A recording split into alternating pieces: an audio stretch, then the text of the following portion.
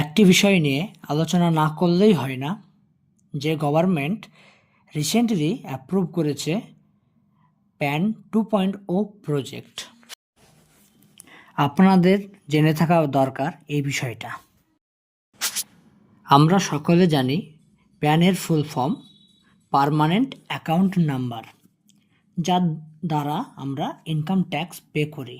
যদিও আমাদের ইনকাম 5 লাখ বা 7 লাখও হয়, তাও আমাদের ট্যাক্স রিটার্ন ভরতে হয় এবং গভর্নমেন্ট ডিসাইডেড করে আপনি ট্যাক্স পেয়ার এর আওতায় আসেন কি না। সবার প্রথমে দেখি অ্যাকচুয়ালি বিষয়টা কি। ইউনিয়ন মিনিস্টার অশ্বিনী বৈষ্ণব কাল অ্যানাউন্স করেছেন যে ক্যাবিনেট ডিসাইড করেছেন প্যান 2.0 লঞ্চ করার বিষয়টি, এবং এটি একটি ডিজিটাল ইন্ডিয়ারই একটা অংশ।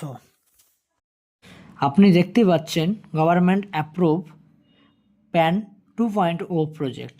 আমরা এই বিষয়টা নিয়ে একটু ডিটেলসে জানব। আর এই কাজের জন্য সরকার 1435 কোটি রুপিস খরচ করবে। মনে রাখবেন আপনার প্যান নাম্বার অপরিবর্তিত থাকবে। অ্যাকচুয়ালি প্যান ইকোসিস্টেমের পরিবর্তন করা হবে, মানে প্যান ডিজিটালাইজেশন করা হবে, কিন্তু আপনার প্যান নাম্বার চেঞ্জ হবে না। ফর এক্সাম্পল, এটা আপনার প্যান কার্ড, প্রথমে আপনার নাম থাকে, ঠিক নিচে ফাদারের নাম, নেক্সট আপনার ডেট অফ বার্থ, তারপর প্যান নাম্বার এবং সিগনেচার থাকে। ডান দিকে ভারত সরকার ও ফাইন্যান্স মিনিস্টার দ্বারা বানানো হলোগ্রাম ও তার নিচে ফটো থাকে।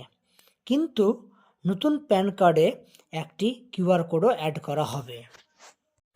আর একটি বিষয় হলো, এখন যেমন ফিজিক্যাল ফর্মে প্যান কার্ড পাওয়া যায়, এই পরিবর্তনের পর আপনি ডিজিটাল ফর্মে প্যান কার্ড পাবেন এবং তার সাথে সাথে একটা ফিজিক্যাল ফর্মেও পাবেন। মানে ডিজিটালাইজেশনের আরেকটি ধাপ সরকার এগোতে চাইছে।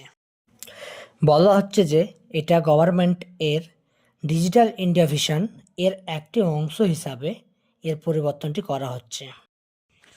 এখন ইম্পর্টেন্ট বিষয় হলো এই প্যান 2.0 কি পরিবর্তন নিয়ে আসবে। আপনারা যে প্রথম পয়েন্টটা দেখছেন, এটা বলা হচ্ছে প্রথম পরিবর্তনটি হলো অ্যাপ্লিকেশন ইজি এবং কুইক প্রসেসে হবে। দ্বিতীয়তে কনসিস্টেন্সি বেটার হবে এবং ট্যাক্স চুরির যে সম্ভাবনা সেটা অনেকটাই কমে যাবে।